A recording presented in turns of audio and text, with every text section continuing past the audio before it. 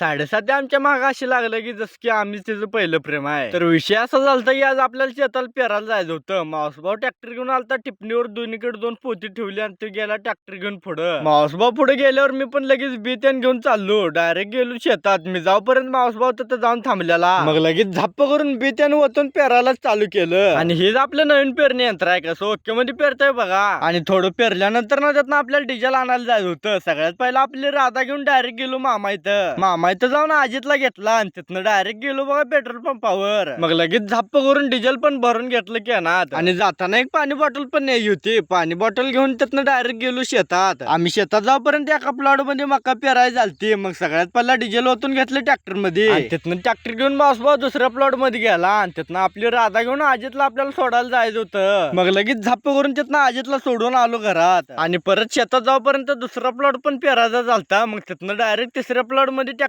घातलं. आणि ह्या प्लॉट मध्ये सगळ्यात पहिला भुईमुग पेरायचं होतं. थोडस भुईमुग काय लय पेरायचं नव्हतं. तेवढंच एक दोन उप पेरायचं होतं. त्यानंतर ना पलीकडे बाजरी आणि उडीद पेरायचं होतं मिक्स करून. शेताकडे आपण दोन प्लॉट मध्ये मक्का पेरलेली आणि एका प्लॉट मध्ये आपल्याला भुईमुग आणि उडीद बाजरी मिक्स पेरायचं होतं. आणि इकडे पेरायचं चालू होतं तेवढं तिकडे ट्रॅक्टरची मांडी पण तुटली लगेच.